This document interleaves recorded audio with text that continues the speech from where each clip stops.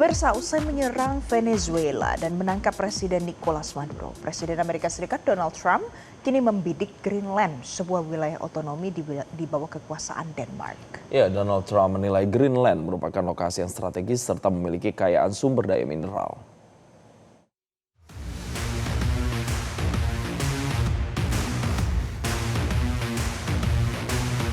Belum puas mengobrak-abrik Venezuela, kini giliran Greenland masuk target operasi pencaplokan pemerintahan Trump berikutnya. Sejak 2019 lalu, Trump sudah berniat untuk membeli Greenland, namun ditolak oleh pemerintah Denmark. Kali ini, Trump menggunakan alasan keamanan nasional untuk merebut Greenland dan menyebut wilayah perairan Greenland telah dipenuhi kapal Rusia dan China. We need Greenland from a national security situation. It's so strategic. Right now, Greenland is covered with Russian and Chinese ships all over the place. We need Greenland from the standpoint of national security. And Denmark is not going to be able to do it, I can tell you. Perdana Menteri Denmark Mette Frederiksen mengecam keras wacana pencaplokan Greenland oleh Amerika Serikat.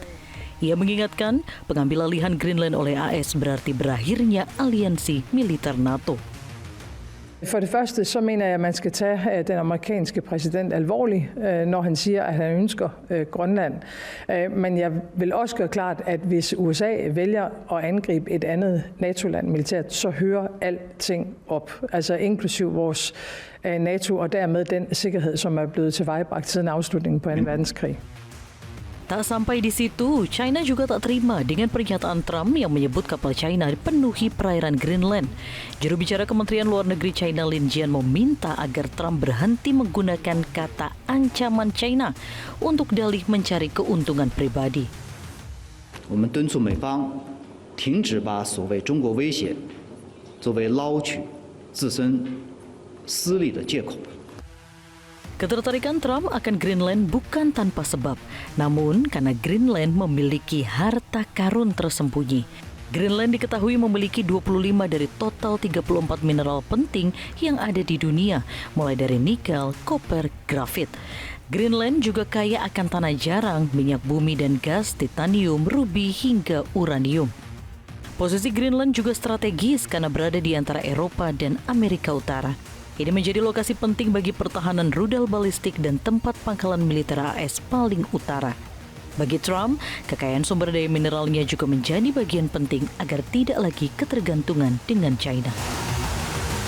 Pemirsa, usai Venezuela, Presiden AS Donald Trump kini memperluas target operasinya. Tapi apa sebetulnya yang menjadi alasan Trump ngotot akan menginvasi Kolombia, Kuba hingga Greenland? Kita akan bahas bersama dengan ahli hubungan internasional dan praktisi diplomasi Dina Prapto Raharja. Selamat pagi Mbak Dina. Pagi Mbak Dina. Selamat pagi. Baik. Mbak Dina, ini langsung saja. Setelah Venezuela ada lagi statement-statement yang mengindikasikan Trump akan menyerang sejumlah wilayah termasuk Greenland, ada juga Kuba, Iran, Meksiko, dan sejumlah wilayah lainnya. Apa sebenarnya pesan yang ingin disampaikan dan terlihat begitu? Pertama, kita harus ingat bahwa Presiden Donald Trump adalah seorang pebisnis yang naik ke Partai Republikan, dan beliau sebenarnya bukan kader Partai Republikan, tetapi beliau mencalonkan diri lewat Partai Republikan. Sebagai seorang pebisnis, beliau punya satu ambisi dan juga satu target yang jelas sangat clear belum tercapai waktu beliau naik sebagai presiden di jilid pertama, yaitu membuat Amerika great again, ya, menjadi kuat lagi. Dan kekuatan Amerika Serikat boleh dikatakan itu ada dua dimensi setidaknya, ya, kalau mau kita sederhanakan.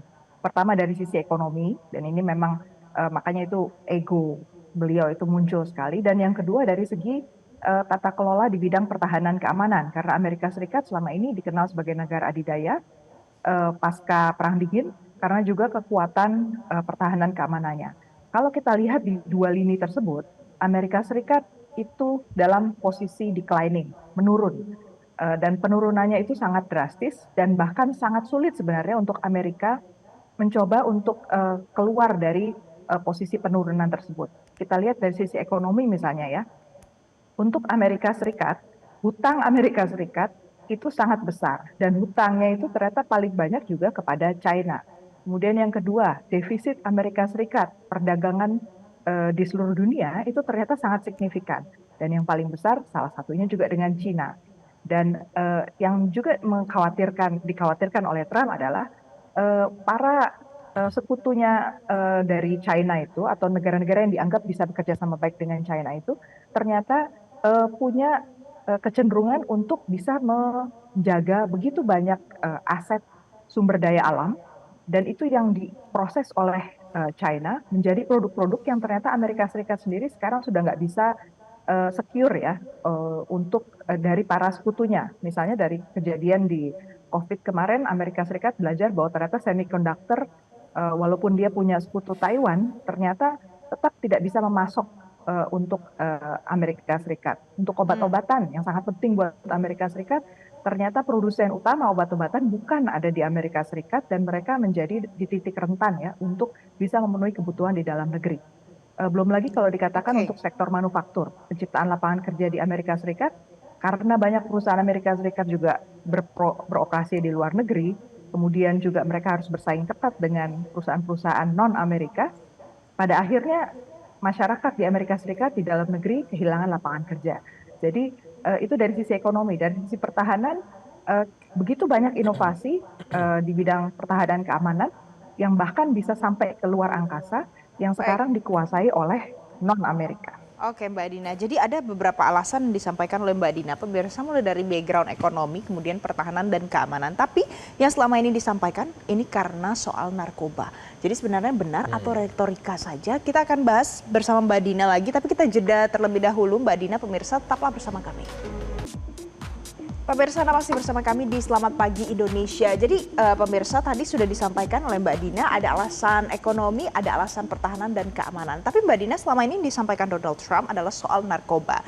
Bahkan dia menyebutkan tidak hanya di Kolombia saja, Venezuela, Kuba, itu adalah 3 yang kemudian suspek ini adalah pengedar narkoba sampai dengan ke Amerika Serikat. Berarti kan negara-negara di Amerika Latin. Narkoba benar atau hanya retorika?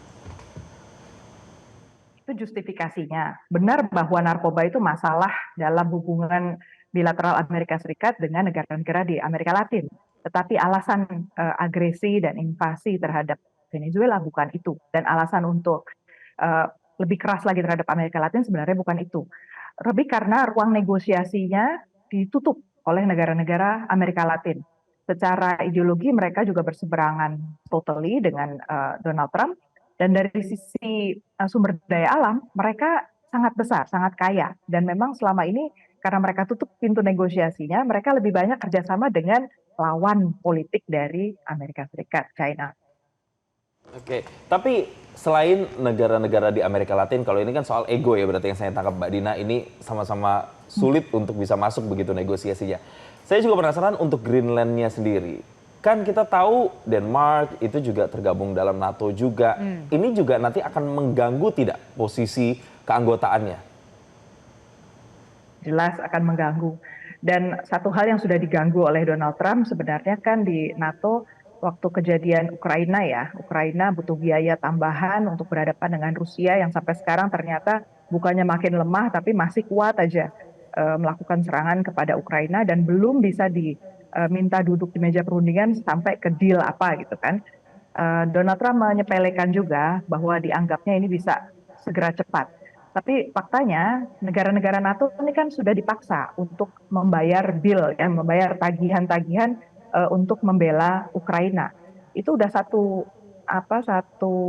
contoh ya bahwa Donald Trump itu sebenarnya tidak berhitung secara holistik, tapi dia berpikir hanya mengurangi tagihan yang bisa membuat defisit Amerika Serikat semakin buruk. Kemudian yang kedua, dia nggak berpikir bahwa dengan dia memaksa putus hubungan antara Uni Eropa dengan Rusia dari segi pasokan energi, itu kan harga barang-barang harian dan juga energi di Eropa melonjak dengan sangat tajam. Jadi sebenarnya Eropa sangat lemah dan dia pikir Greenland negara kecil, 30 di bawah Denmark ya, hanya 30.000 saja penduduknya dengan sumber daya yang begitu besar, Amerika Serikat harusnya bisa dengan mudah mendapatkan negosiasi di sana. Ternyata Eropa tidak semudah itu juga kan bernegosiasi dengan Amerika. Oke, tadi Amerika Latin, kemudian ada Eropa. Nah, bagaimana Mbak Dina dengan di Indo-Pasifik, di ASEAN misalnya, ada Indonesia di sana?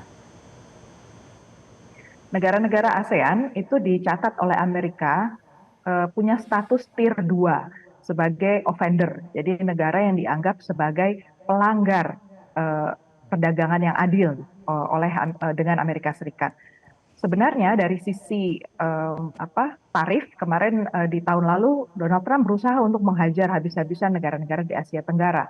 Karena tadi rantai pasok sudah banyak dikuasai oleh China di sini, kerjasama kemitraan dengan China relatif tinggi, tapi berbeda dengan negara-negara Amerika Latin, negara-negara ASEAN itu kan inklusif ya modelnya. Ya udah kalau memang kita harus diversifikasi, ada trade off yang lebih bagus, kita terima nih tawaran kerjasama dari Amerika Serikat. Jadi sifatnya menjadi transaksional ya dengan negara-negara ASEAN. Tetapi minimal dengan model seperti itu, kecenderungan Amerika Serikat untuk langsung serta-merta attack ASEAN, negara-negara di kawasan Asia Tenggara mudah-mudahan menjadi lebih kecil.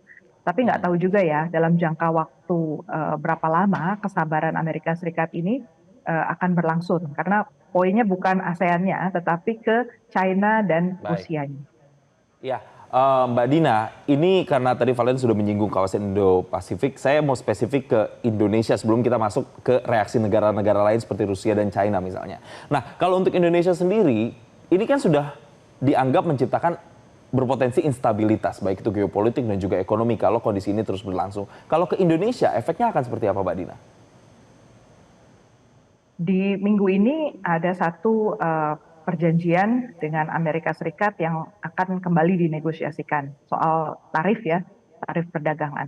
Kita semua berharap bahwa apa yang diminta oleh Amerika Serikat itu bisa kita carikan tempatnya, posisinya, supaya minimal kita bisa mendapatkan buy-in. Mungkin dalam jangka waktu pendek kita agak rugi lah dengan Amerika Serikat, tapi dengan kita berhadapan dengan situasi yang lebih kompleks di tingkat global, minimal kita masih bisa menjaga nilai tukar rupiah, kemudian juga kita harusnya akselerasi untuk peningkatan SDM, manufaktur, kemudian kerjasama ekonomi lain yang juga menciptakan gerakan di level domestik. Perekonomian kita kan banyak dikonsumsi ya, digerakkan oleh konsumsi.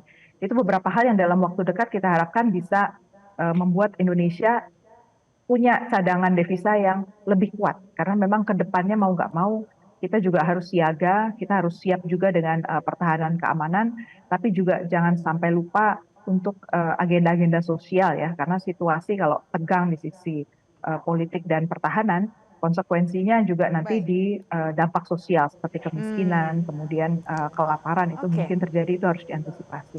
Mbak Dina, situasi ini kan menciptakan ketidakstabilan. Nah, beberapa kali sudah muncul kecaman dari Cina, kemudian ada respon juga dari Rusia. Apa the worst yang mungkin terjadi, Mbak, dengan situasi seperti ini?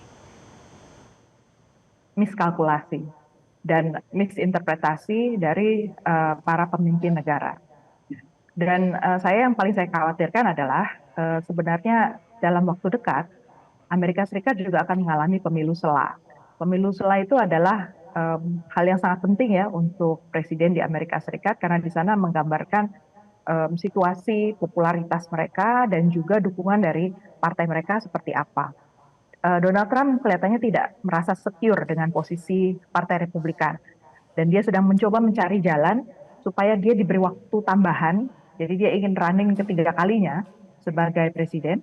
Sudah mulai itu mereka melakukan kampanye-kampanye Trump 2028. Jadi saya khawatirnya karena midterm election itu di 2027, maka 2027 awal itu bisa saja terjadi gebrakan lain lagi yang dilakukan oleh Trump karena belum tentu apa yang dia kerjakan di tahun ini sebenarnya membuahkan hasil untuk agenda yang saya sebut tadi di depan.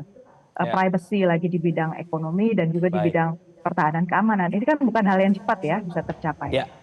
Tapi intinya Mbak Dina, apapun agenda Trump dibalik semua dengan sinyal-sinyal yang disiratkan olehnya, diharapkan invasi itu tidak dilakukan dan upaya negosiasi yang kemudian lebih dikedepankan karena jangan sampai ada pelanggaran hukum internasional yang terjadi di situ yang bisa menciptakan instabilitas tadi. Terima kasih ahli hubungan internasional dan praktisi diplomasi Dina Prapto Raharja telah bergabung bersama kami di Selamat Pagi Indonesia. Terima kasih Mbak Dina.